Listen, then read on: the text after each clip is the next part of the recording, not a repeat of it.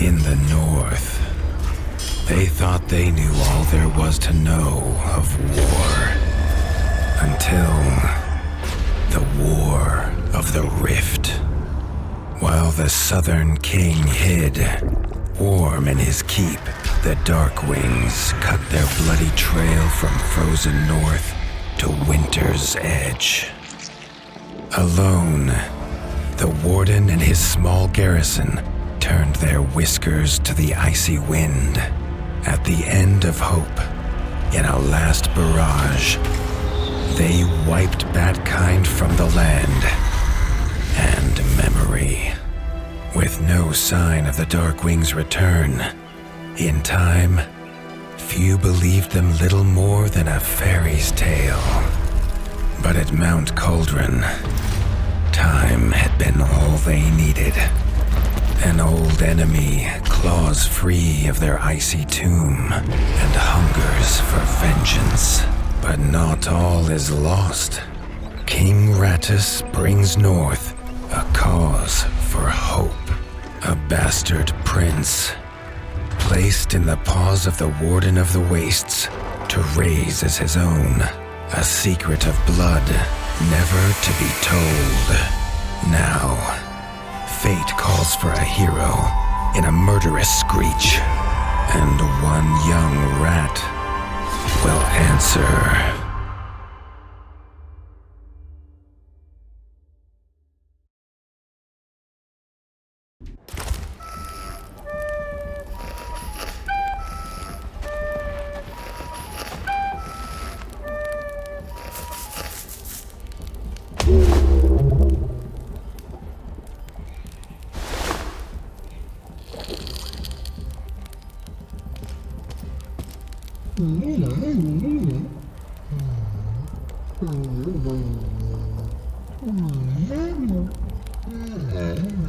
The stomp of his father's boots on the stair was how every morning began for Arlo. The booming shout to ready himself was louder still. But such was Lord Eivor's zeal at a new day. Dawn was breaking over winter's edge, and Arlo was yet to miss one.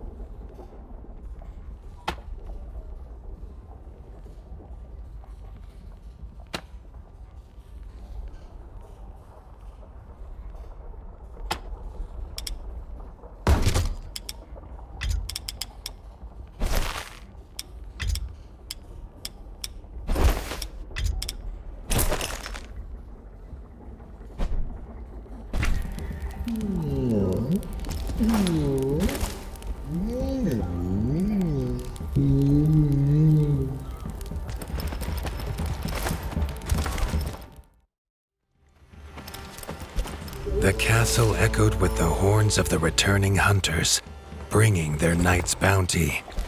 Arlo's little heart quickened to hear it. The only thrill to be found inside the high walls was a hunter's tales of what lay beyond them. Arlo tells himself it's a good life here in Winter's Edge. The bustling of contented ratfolk, the crisp mountain air, and without the endless scourge of frogs the southerners suffer. Why should he want for more?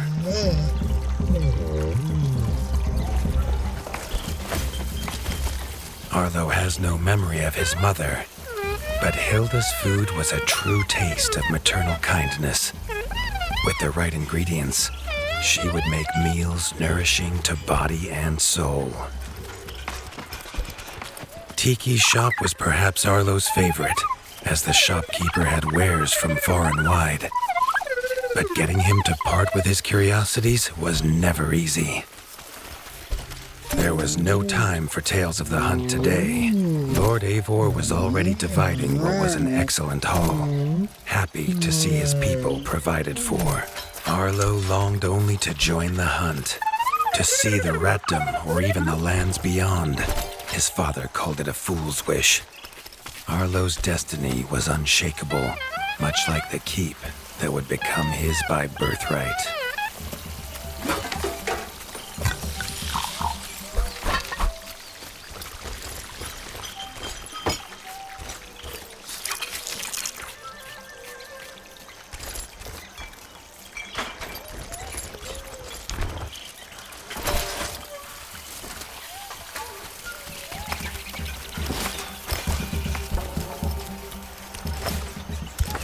Chief Mason Leaf was the rat Arlo most admired. As younger brother to Lord Eivor, his carefree uncle never faced the burden of being warden of the wastes. With walls this strong, his duties were light, leaving him plenty of time for his nephew. Crunk was a rat's rat, with no interests beyond his forge. If you have the parts, this master crafts rat can make armor and weapons that would see off a sky scorcher bite, or so he claims. Arlo wondered how well they'd do against something that wasn't a myth.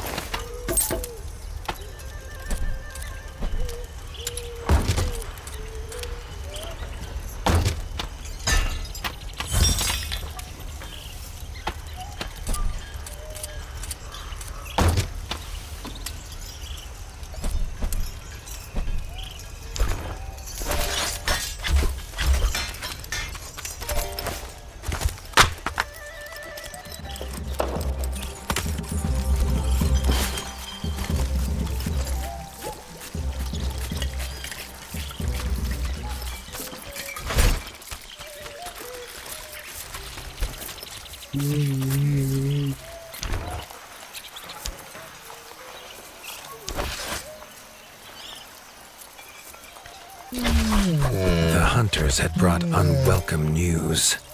A family of the reviled creatures ratfolk called backstabbers had moved into the wastes. Eivor told his son to fetch his weapons.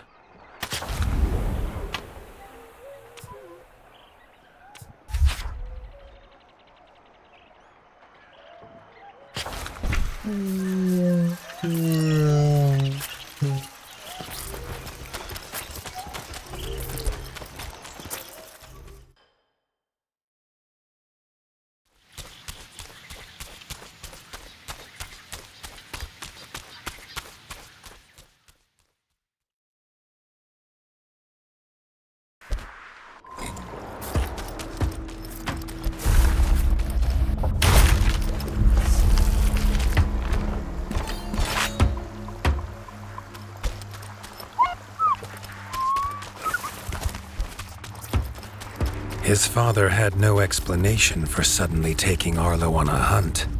It even gave the hunters pause. Arlo had been taught to fight, and better than most. But rarely had he been tested. He was determined to prove himself. The rugged terrain of the outskirts could have taken all day to traverse, but Arlo's trusty grappling hook allowed him to swing between its many crevices.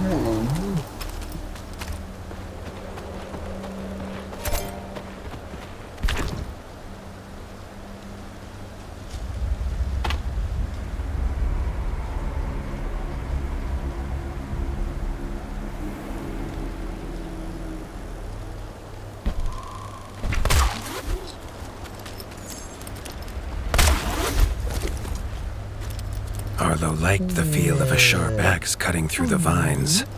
The wilds were part of his home, and nothing in them would frighten him.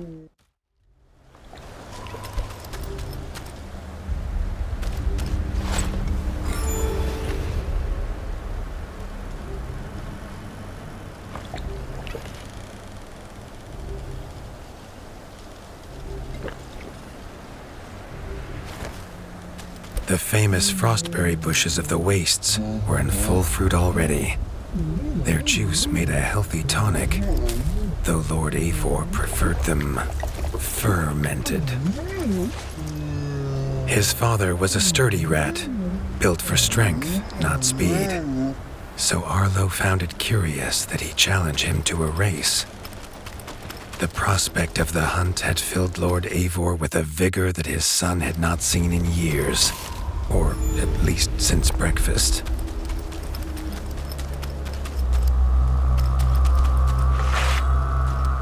A warden fights the hardest battles, he told Arlo, and needs the sharpest blade.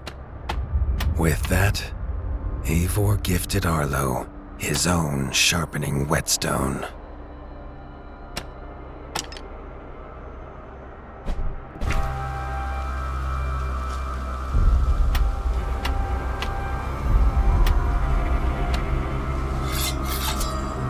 Whether these beasts were named for their spines or for some past unforgivable deed, no rat knew. Either way, Arlo was about to find himself at the pointy ends of this brood. Even young backstabber red attacks were brutal, but a well-timed dodge would see Arlo escape unscathed.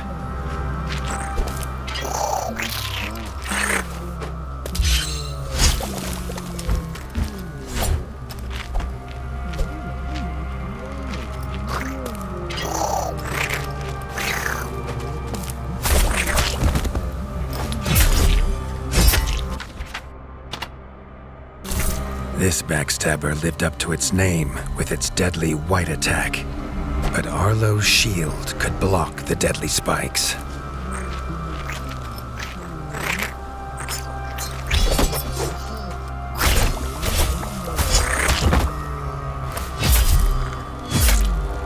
This young one used vicious yellow attacks. Arlo had to time his parries perfectly.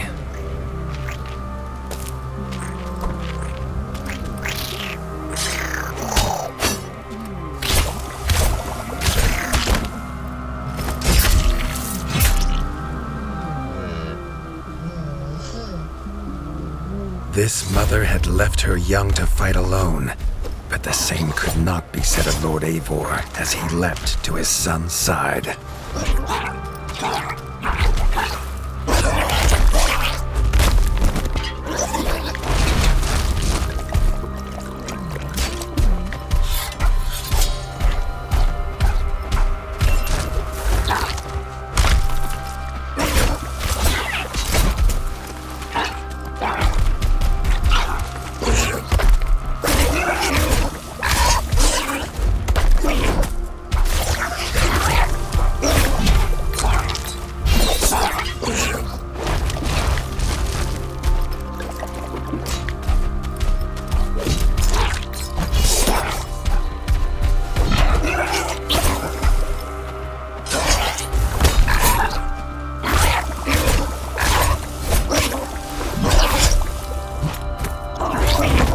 It was Lord Eivor's mighty blade that took her head, but the fight was won together.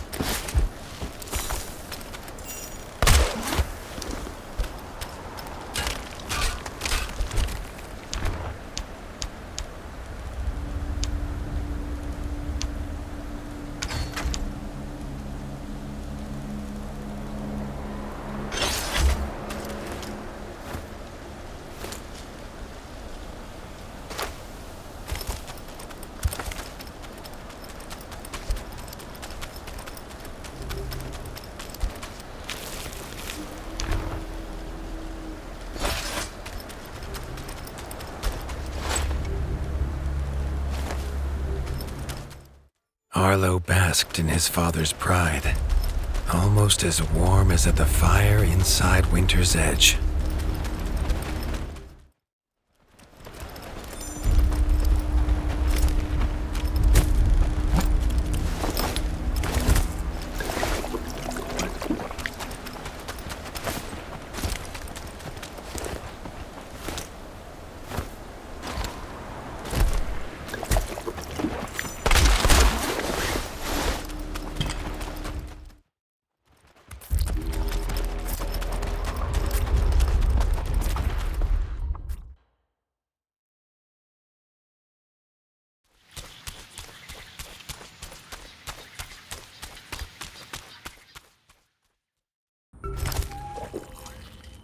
Triumphant and keen to tell the tale of his son's victories, Lord Eivor set to a night of drinking with the elders.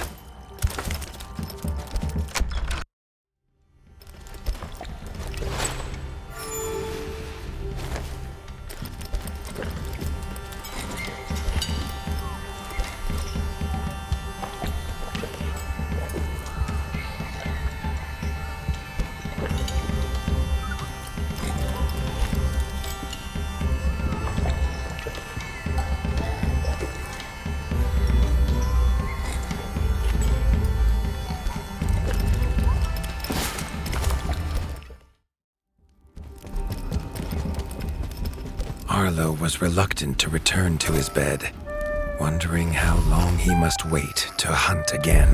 The booming footsteps that woke him this time were nothing like those of his father.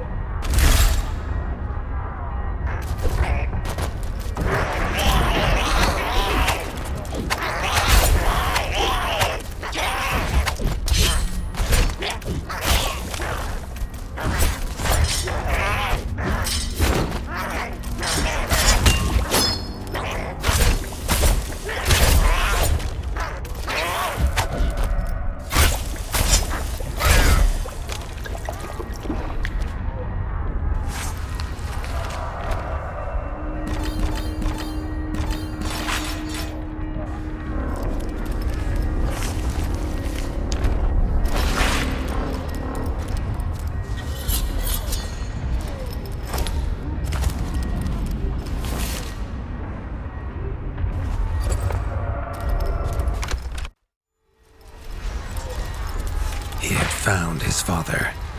The warden stood alone, holding back a whole Dark Wing army, their cruel Count Kazakh leading them.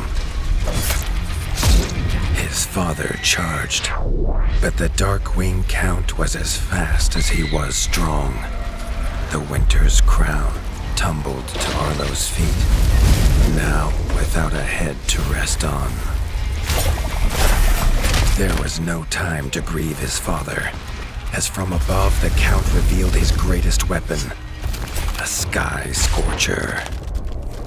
Not a fairy's tale, but an undead beast whose very breath could level kingdoms. And its eye was trained on Arlo. All that came next was a fog of bloodlust, snapping jaws, and the beating of leathery wings. But there could be no victory. Arlo awoke, groggy and warm to his father's shouts. Only he wasn't in bed. The warmth was from the fire that had engulfed Winter's Edge, and the shouts were his uncle's. The only other survivor of the Darkwing attack, Leaf was...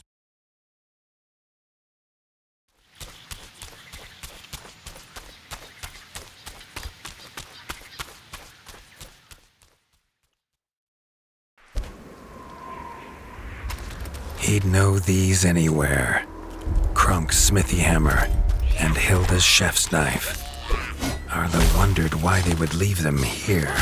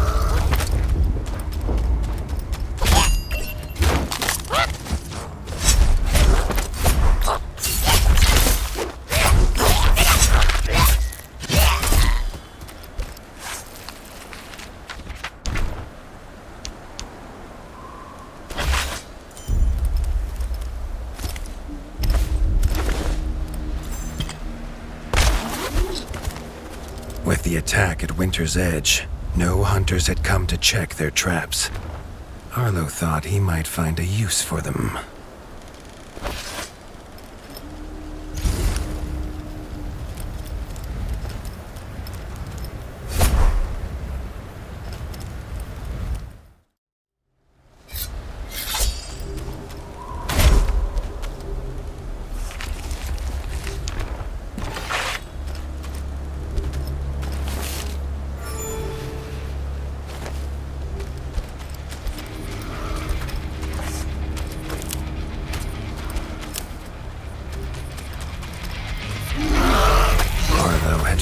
The reason his friends had fled. The taunting shrieks revealed that this was Baron Frostovic, son of the Darkwing who took his father, and therefore a perfect target for his revenge.